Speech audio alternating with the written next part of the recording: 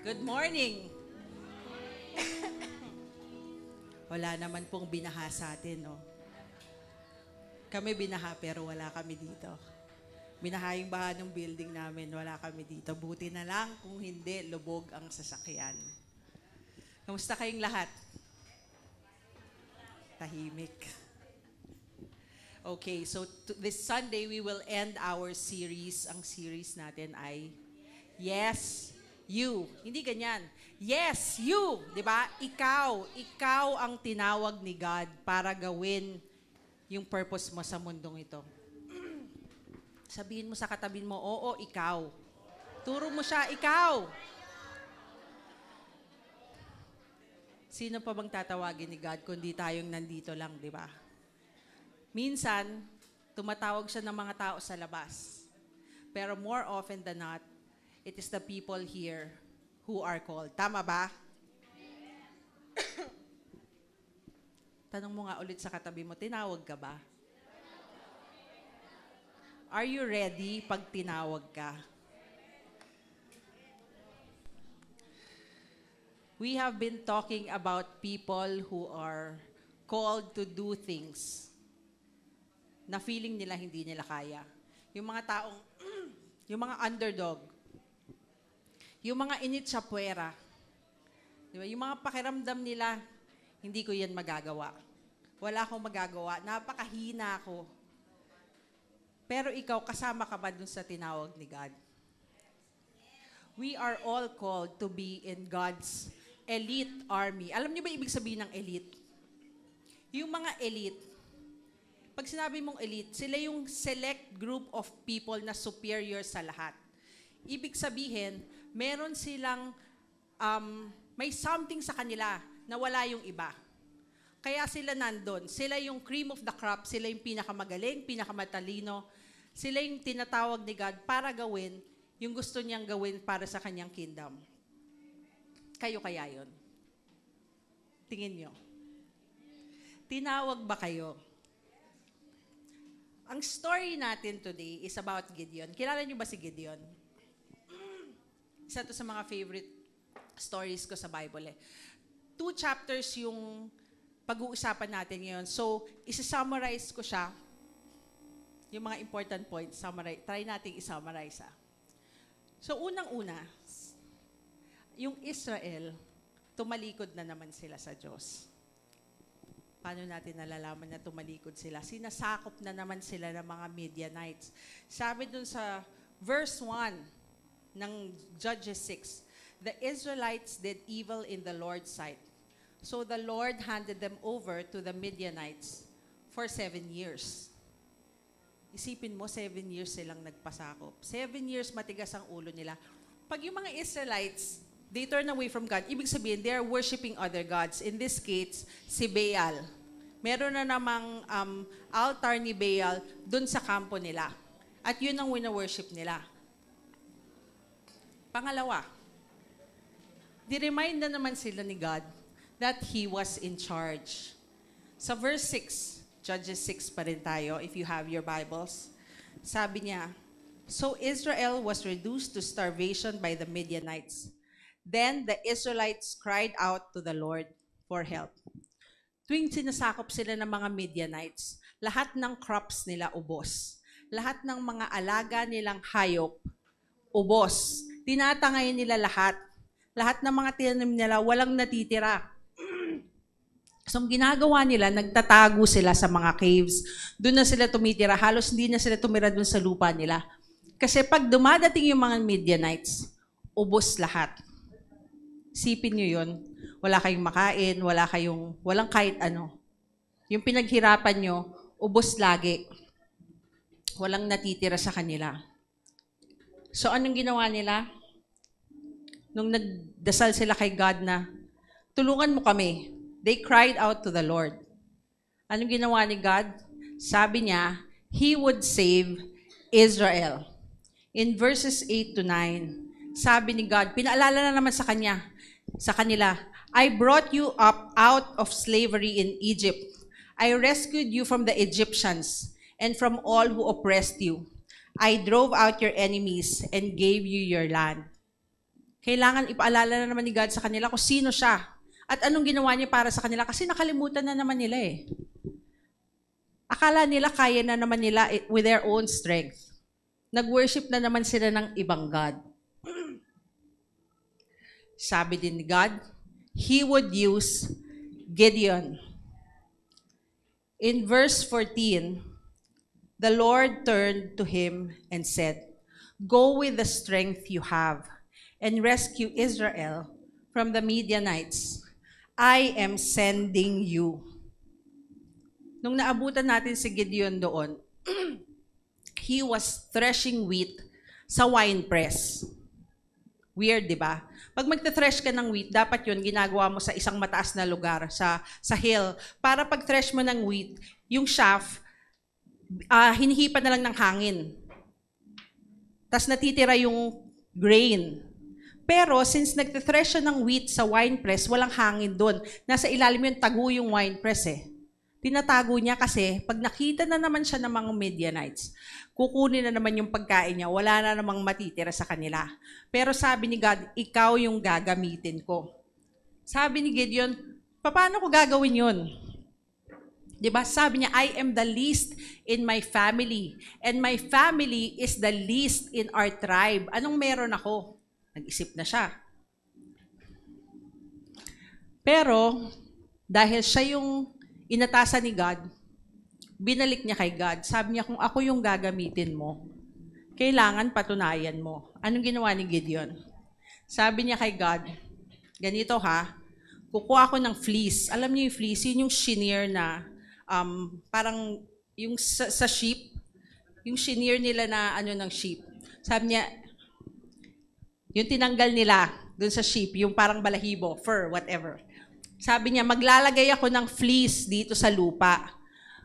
Bukas, dapat basa yun. Pero, yung lupa sa paligid niya, tuyo. Siyempre, ginawa ni God. So, napatunayan na ni God na, oo, ikaw yung ipapadala ko. Pero hindi pa rin naniwala si Gideon. Sabi niya, isa na lang, Lord. Bukas ulit, gusto ko yung fleece tuyo. Yung ground basa. So, ginawa na naman ni God. Tuyong-tuyo yung fleece, wala siyang mapiga. Pero, yung sahig, yung ground around it, it's all wet with the morning dew. So, pinatunayan na naman ni God, oo, ikaw. Ikaw talaga eh. Wala nang iba. Kahit ano sabihin mo, ikaw yun eh. So, since napatunayan na ni Gideon yun, gumawa na siya ng army. Tinawag na niya yung army niya. Ilan ang natawag niyang kasama sa army niya? Alam niyo ba? There were 32,000 people in his army. Pero sabi ni God, masyado kayong marami. 32,000, pag nanalo kayo, sasabihin nyo, kaya kami nanalo kasi ang lakas namin eh. Ang dami namin. We were able to win because of our own strength. So sabi ni God, yung mga takot, yung mga nahihiya, yung mga takot, pauwiin mo na. Hulaan niyo ako ilan ang umuwi. 22,000 soldiers ang umuwi. Takot sila eh. Ibig sabihin, takot pala sila talaga. Napilitan lang siguro sila. Pero sabi ni God, masyado pa rin kayong marami. Ang dami pa rin. Ilan na natira? 32,000, umuwi. 22,000, ilan na natira? 10,000 na lang. Masyado pa rin kayong marami. Ganito gawin natin. Liitan pa natin. Sabi ni God, ganito gawin mo. Dalhin mo sila dun sa Harrod Springs. Harrod Spring ang tawag dun sa kung nasan sila nun. Bring them to the waters and ask them to drink. Actually, ka dito. Sabi ni God, kukontian pa natin yung army mo. Ask them to drink from the spring. So yung unang grupo, kunyari Asher, tubig to. Yung unang grupo, ganyan uminom ng tubig. Paano Asher? Pag uminom ka ng tubig na ganyan, Marami kang naiinom, di ba? Mabilis. Kasi siguro ang layo na nilakbay nila. Uhaw na uhaw sila. Pero, pag ang kalaban ay lumusob, paano mangyayari? Anong mangyayari pag lumusob yung kalaban? Kailangan pa niyang humugot na patay na siya. Hindi siya ready kasi umiinom siya eh. Nakaluhod siya eh, di ba? Pero yung pangalawang grupo, paano daw uminom, Asher? Gamit niya isang kamay lang. So pag yung kalaban lumusob, pwede niyang sanggahin. Galing, di ba? Sinong makakaisip na yung sa pag-inom ng tubig, thank you, Asher. Yung sa pag-inom ng tubig, yung way ng pag-inom ng tubig, may sense pala. Inom ka lang naman ng tubig, nauuhaw ka, di ba? So dapat daw, ganyan uminom ng tubig para yung isang kamay mo free, ready. Ready to draw your sword or whatever. Ang galing ni God, no? Pag-iisipin niyo, weird. Iinom lang naman ako ng tubig. So may army na si Gideon. Ilan ang nakuha niya? 300 lang. 300 lang yung uminom na readyng lumaban. Kasi yung una, very vulnerable to attack sila eh. Hindi libre yung mga kamay nila. So ilan ang nawala ulit? 9,700. 300 na lang ang natira. Pero, since 300 na lang yung natira, hindi inaamin ni Gideon, pero natatakot siya, di ba? 300. Ilan yung Midianites? 120,000. Yung kalaban nila. So anong ginawa ni God? Alam ni God na ninenervous pa rin si Gideon. Anong sabi niya? Pumunta ka dun sa kampo ng kaaway mo. Pakinggan mo yung sinasabi nila tungkol sa'yo. So pumunta siya doon. Merong may dalawang sundalong nagkukwentuhan. Sabi nung isang sundalo, na naginip ako, merong isang barley loaf. Tinapay. Yung barley loaf, yun ang pagkain ng mga mahihirap. Kasi barley lang yung ginamit eh. Meron daw barley loaf na gumulong papunta sa kampo nila. Tapos, tinrampol yung tent. So, yung barley loaf gumulong, gumuho yung tent. Gumuho yung tent nila. Sabi nung kaibigan niya na pinagkukwentuhan niya, nako, isa lang ibig sabihin yan. Pinanalo na ni God si Gideon. Kung kayo yung lalaban sa kanila, sinabi nila, sila mismo yung kaaway mo. Sinabi na panalo ka na. Hindi ka ba magre-rejoice? Doon lang nag-worship si Gideon. Sabi niya, oo nga. Mananalo ako, tara na. So ang ginawa niya, bumalik siya doon sa army niya. Sabi niya, let's go. It was in the middle of the night. Sabi niya, let's go. Lumaban na tayo. So hinati niya sila ng 3 grupo. Ang binigay niya sa kanilang panlaban, alam niyo kung ano? Hindi espada, hindi bato, hindi kung ano mang weapon. Ang binigay niya sa kanila, horns. Ram's horn. Parang turotot. Horn at saka paso na may lamang torches. Sabi niya, papalibutan natin sila. Pag hinipan ko tong horn ko, hipan nyo rin yung sa inyo. So sumugod na sila.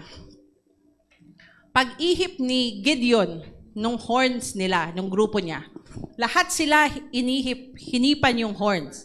Tapos binasag nila yung mga clay pots. Anong nangyari sa mga Midianites? Gabing-gabi to, syempre madilim. Nataranta silang lahat. Akala nila andyan na yung kalaban. Sila mismo sa sarili nila naglabanan. Yung mga hindi namatay sa laban, tumakbo ng malayo. Since madami silang kaaway along the way, napatay din sila along the way. Yung mga leaders nila, nasakop din. Isipin niyo yun. 300 people, anong ginawa nila?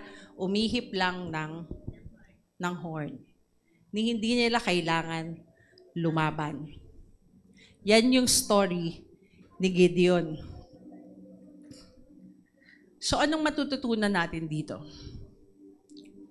What can we learn from his story?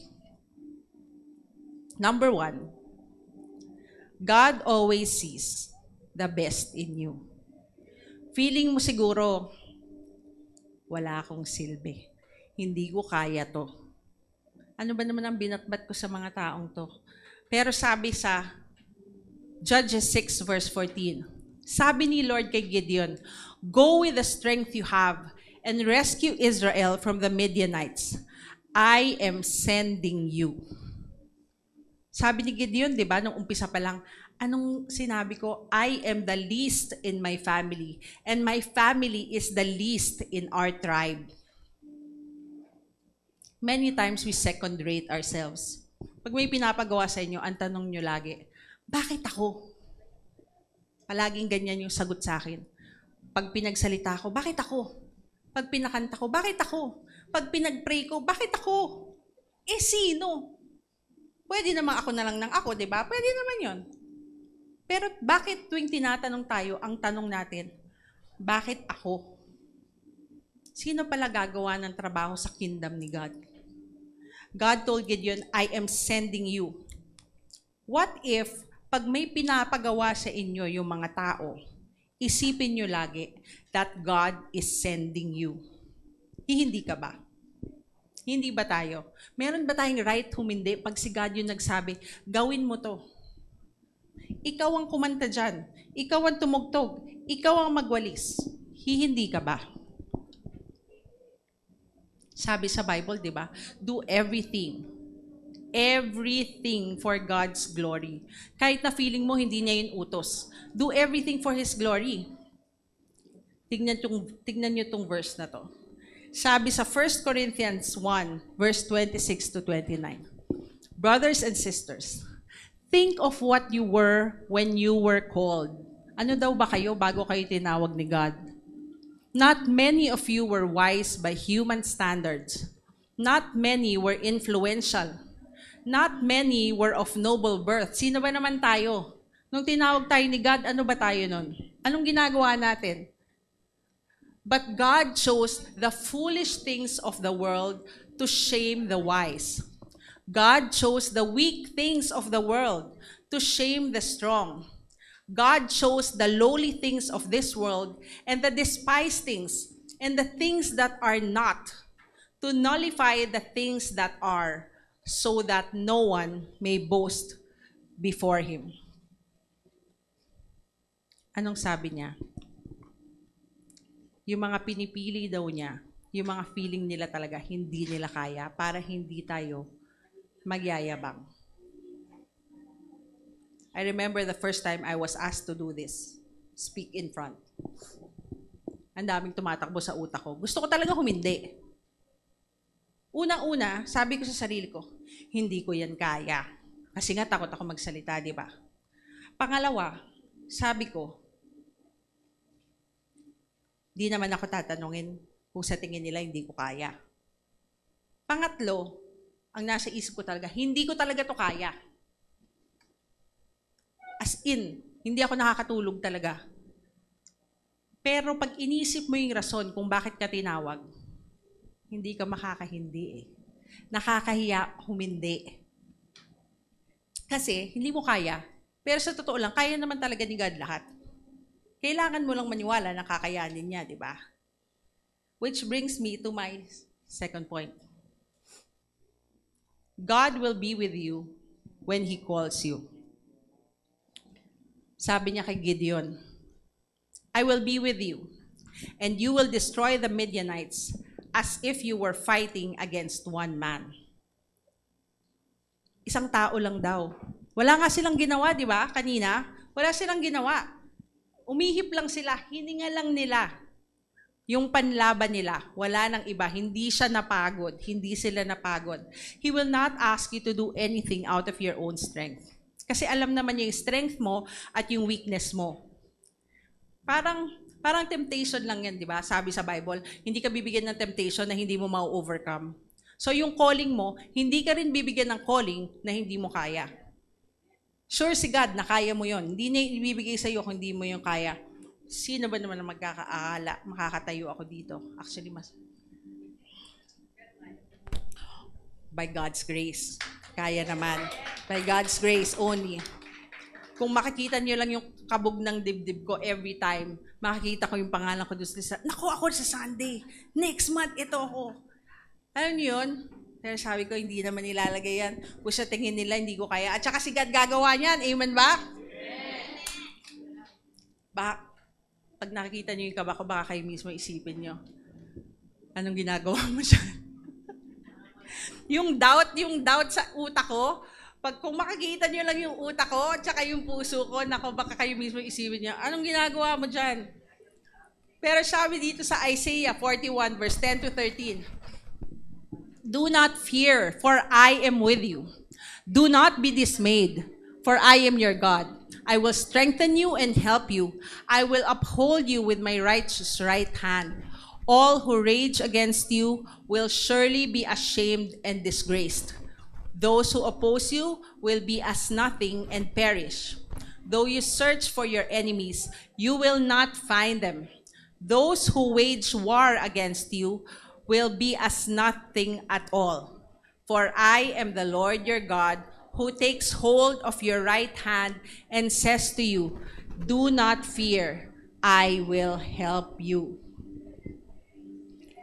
When I was given the task to lead the worship team, naalala ko may planning nun eh. Nung nilalatag nila yung plano sa worship team, umiiyak na ako. Sabi ko, Lord, ano bang ginagawa ko dito? Paano ko gagawin yun? Tawang-tawa si Pastora Monique sa akin. Sabi niya, ano ka ba? Wala pa nga. Umiiyak ka na dyan. Takot ka na. Kasi talagang takot na takot talaga ako. Kasi ang daming plano eh. May recording, may ganyan, may ganyan. Paano ko gagawin yun? Di ko yun kaya. Pero pag naisip mo ngayon, when you ask for God's help, wala namang imposible eh. Ang nasa isip ko talaga nun, OMG. What? Lord, anong ginagawa ko dito? Ako na ayaw magsalita, ako na makikinig na lang. Mas gusto ko talagang makinig eh. Ayoko talagang, in a conversation, kunyari madaming madaldal, hindi talaga ako nagsasalita. Nakikinig lang ako. Hindi mo ako mahuhuli na bumabangka, trabaho ng asawa ko yun. Yung magkwento. Ako upo lang ako doon, makikinig ako sa lahat ng mga kwento nila. Di ba? Hindi nga ako maka-order sa McDo nung bata ako. Inutusan ako ng papa ko humingi ng tissue. Hindi ako nakakahingi ng tissue sa sobrang hiya at takot ko. Ganun ako katakot. Hindi ako nakaka-order. Ngayon na lang, matanda na ako. Wala akong choice. Pero nung bata ako, magugutom na lang ako. Hindi ako talaga mag-order kung kulang yung order. Kulang ng french fries yung pagkain ko. Hindi na lang. Di bali na lang. Kasi syempre, di ba sasabihin sa'yo, oh, ikaw na mag-order ka na. Hindi na lang po. Di bali na lang. Magugutom na lang ako.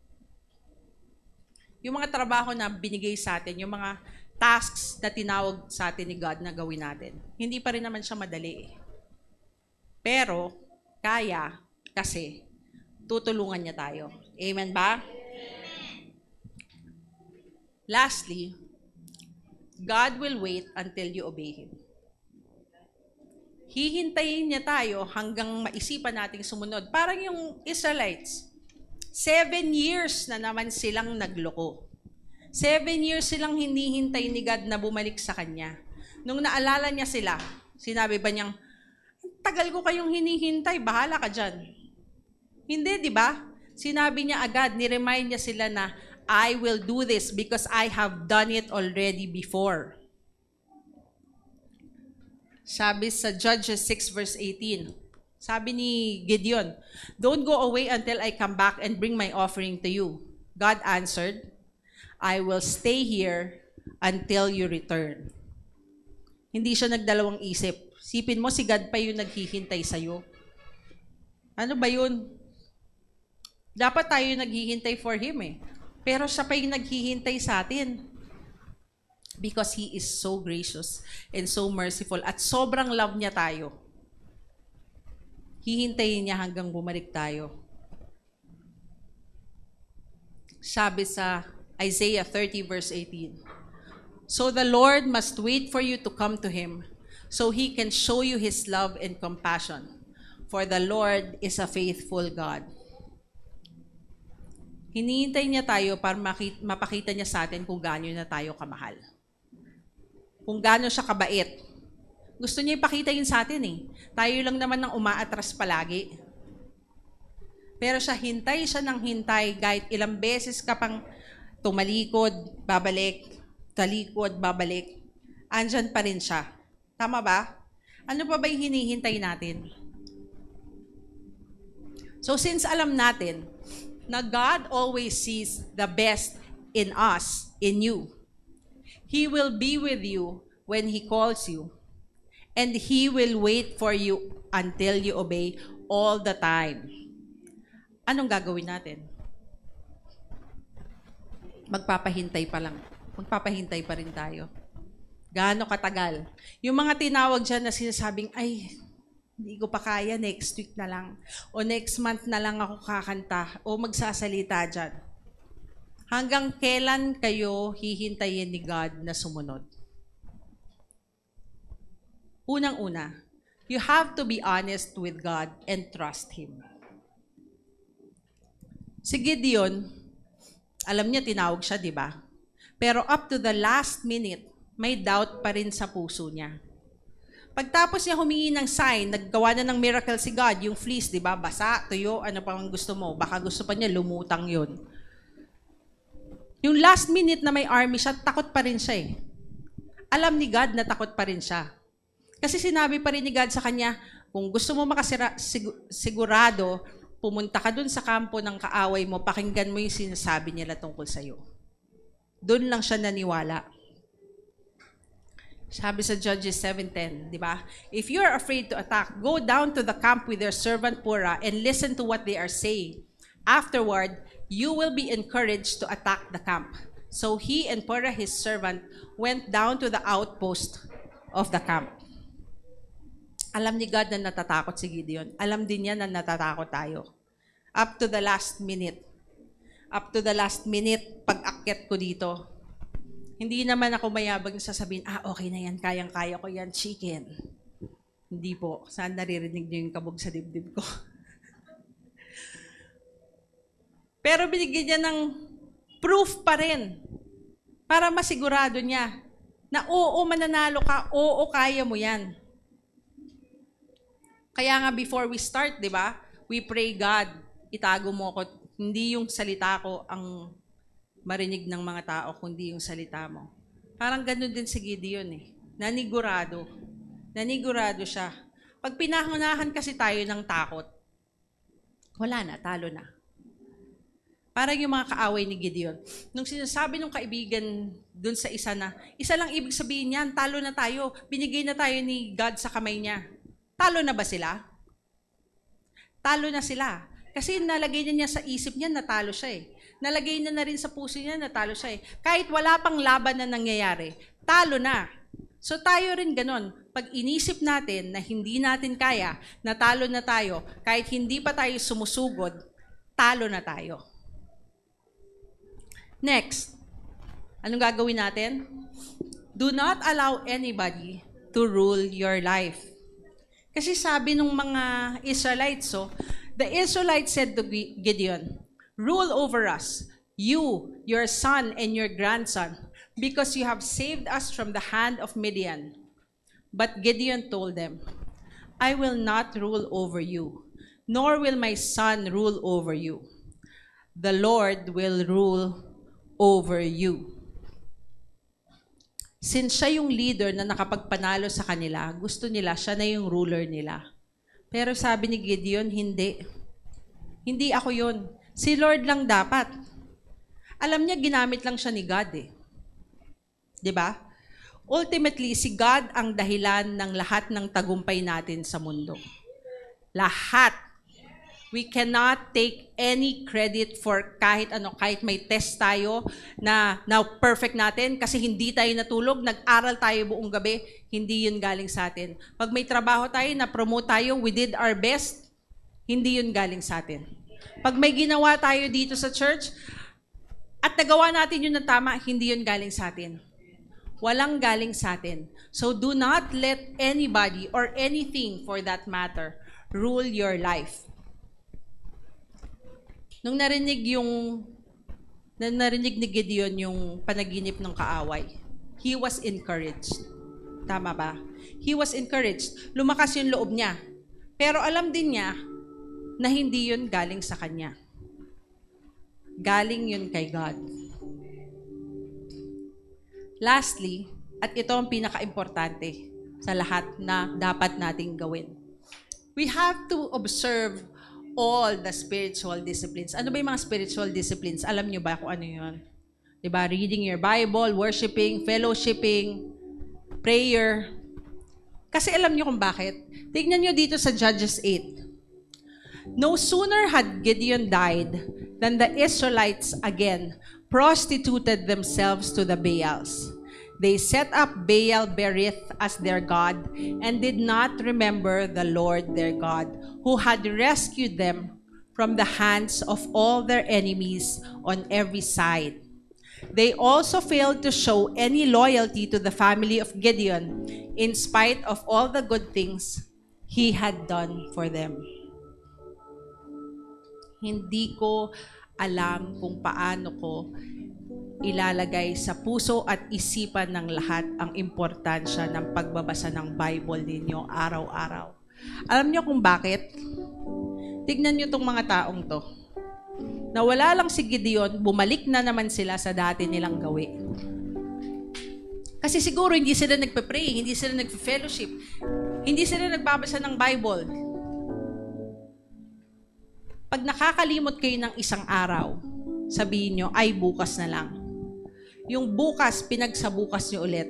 Before you know it, 1 linggo na hindi ka na nagbasa. Kinalunesan, inaway mo na yung kapitbahay mo kasi maingay sila. Nagalit ka na sa anak mo kasi ang kulit niya.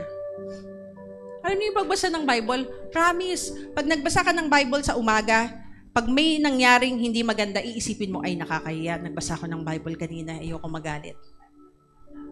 Pero kung linggo, buwan, hindi kayo nagbabasa, ang daling gumawa ng hindi maganda. Parang wala lang. Wala lang. At pag may pinagawa sa inyo, tinawag kayo ni God, ang sagot nyo, hindi ko kaya. Sino nagbasa ng Bible na 1 buong linggo ngayon linggo? Sino? Wala pang 10. Asan na yung iba? Ano nangyari dun sa iba? Nang away na kayo ng kapitbahay nyo. Nainis na kayo. Ang bilis nyo nang uminit ng ulo. If we know God the way He really is, promise, mas madaling maging mabait. At mas madaling mamuhay kung paano yung gusto niyang buhay na gusto mo. Tama ba? Kasi He will reveal to us His goodness and His love sa pagbabasa natin ng Bible. Mahihiya talaga tayo na gumawa ng hindi maganda. Kahit sa sarili man lang natin, mapigilan mo yung sarili mo, oops, hindi ako magsasalita ng hindi maganda. Kasi sabi ni God, hindi yun maganda. Hindi ko yun gagawin. Sana matutunan natin na magbasa ng Bible. Hindi ko alam talaga kung paano ko. Lalo na sa mga teens, palagi ko, kulang na lang ipukpok sa kanila. Please, magbasa kayo ng Bible. Everyday, nire-remind ko sila, everyday magbasa ng Bible, may nakakalusot pa rin. Pero, if you love God that much, you will not go one day. You cannot go one day without reading His Word, without talking to Him. Kasi alam niyo kung bakit. Sabi dito, private faithfulness determines public usefulness. If you cannot be trusted with doing the things that you need to do when you are alone, how can you be trusted with things of the kingdom? Gusto natin lumabas, mag-mission work, pumunta sa ibang lugar, sumakay ng eroplano, pumunta sa ibang bansa. Pero hindi tayo makapagbasa ng Bible. Ano i-share natin sa mga tao doon?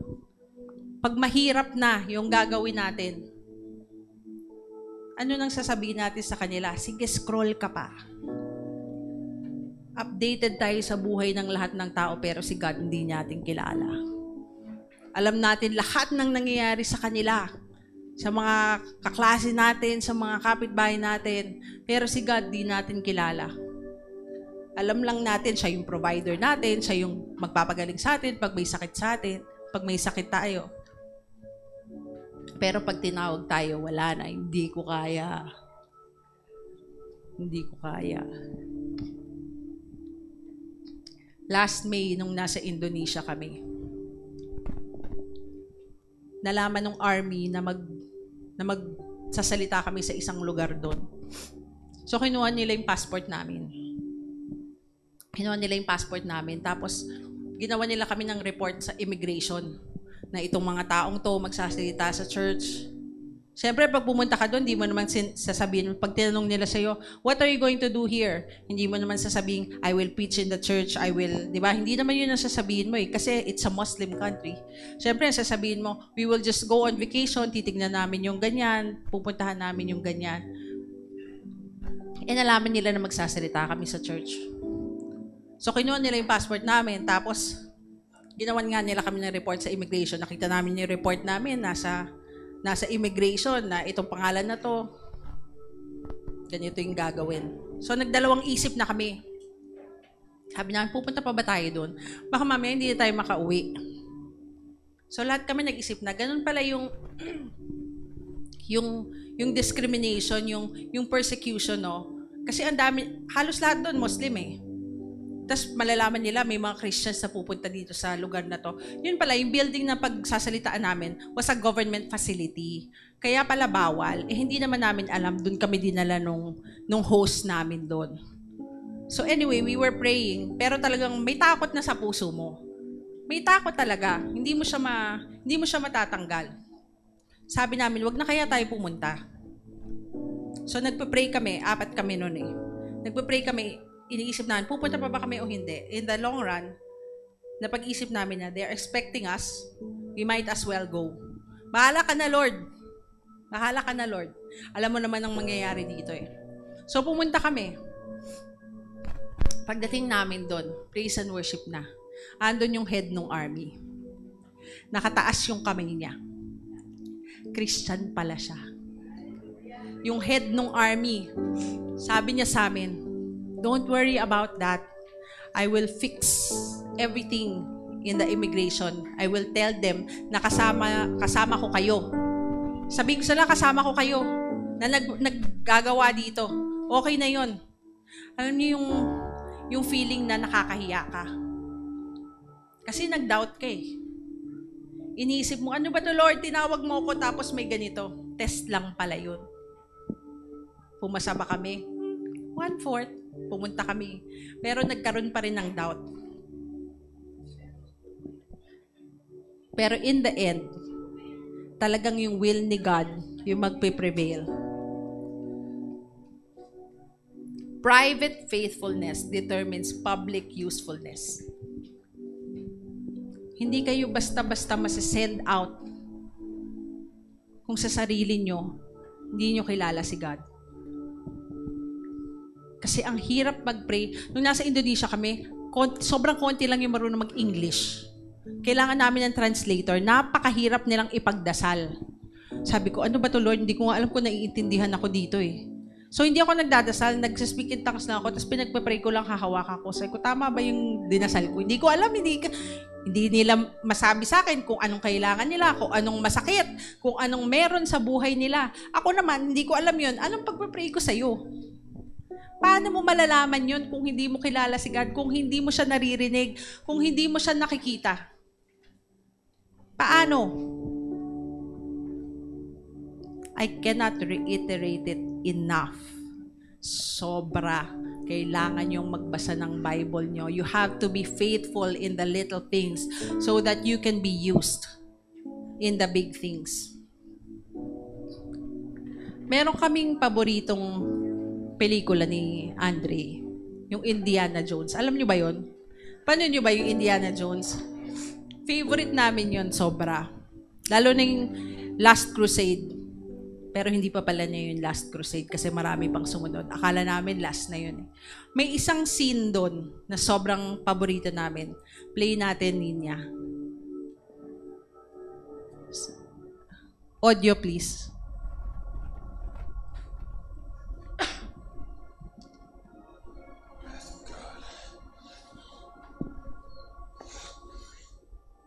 Only a bleak from the lion's head.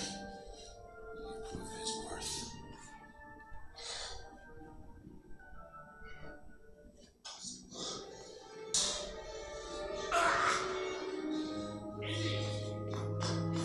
hurry! Come quickly!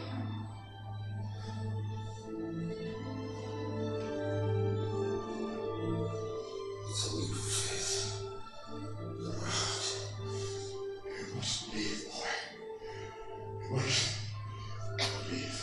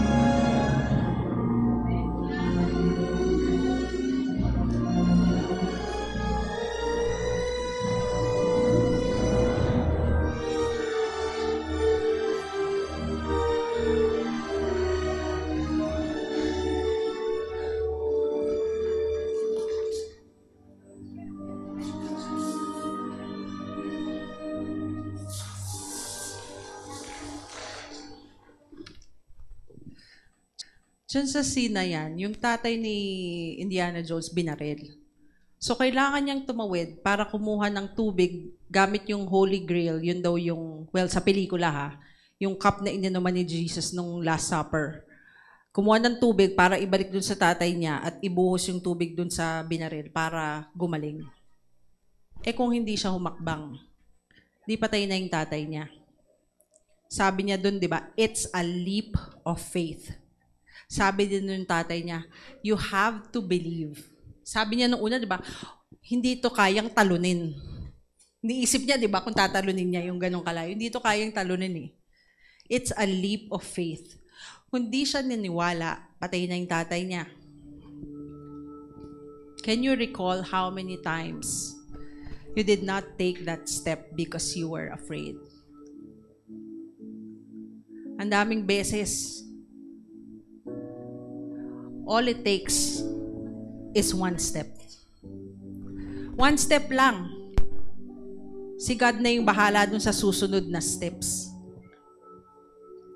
Yung mga kaaway natin, yung mga feeling natin na kaaway natin, takot din naman sila eh. Hindi lang ikaw yung takot. Hindi nyo lang alam, mas takot pala sila sa'yo. When we are weak sa faith natin, yung mga kaaway natin, ginagawa natin silang mas malakas kesa sa atin.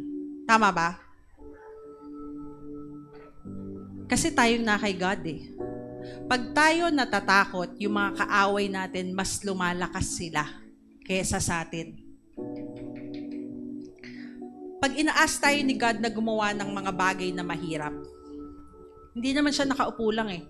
Sa tingin niyo ba, pag intusan kayo ni God na gawin ng isang bagay, uy Abby, ikaw mag-preach siya sa linggo, upo na lang siyang ganyan. Papanoorin ka lang ba niya, upo lang siyang ganyan?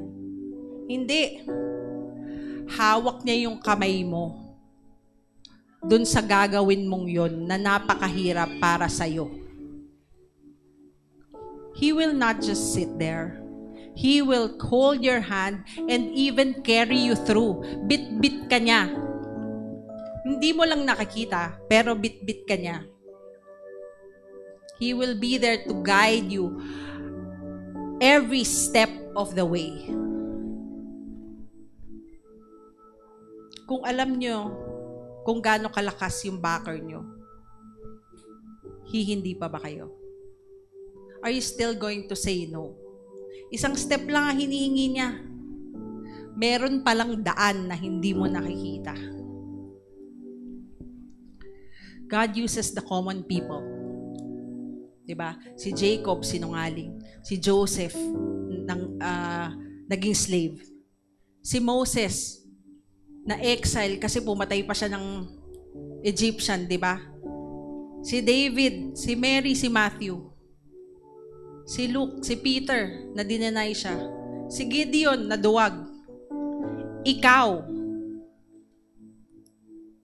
Ikaw na tinawag ni God para sa gawain niya dito sa mundo. God can use you in ways na hindi mo ma-imagine. Tulad ko. Kala ko upo lang ako dyan eh. Makikinig lang ako eh. Baback up lang naman ako sa worship leader. Yun lang naman talaga yung gusto kong gawin dati eh. Bumack up sa kanta.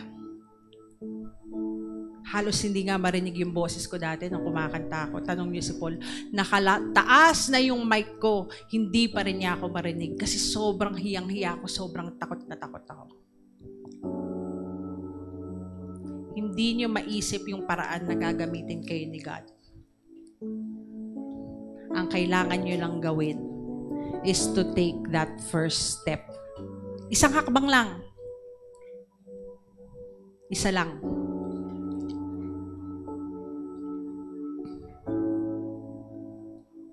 Kaya niyo ba yun? Yung isang hakbang. Minsan mabigat yung paa eh, no? Ay, hindi ko kaya. Mabigat. Pero pag alam nyo na buhat-buhat kayo ni God, isang hakbang lang ang dami nyo nang magagawa. Tama ba? Challenge yun para sa inyo. To take that step. Yung mga naiisip nyo na feeling nyo tinawag kayo ni God pero hindi nyo magawa kasi hindi kayo sigurado. Isang hakbang lang. Yung mga natatakot, isang hakbang lang. Yung mga nahihiya, isang hakbang lang. Take it from me. All it takes is just one step. And God will do the rest. Let's pray.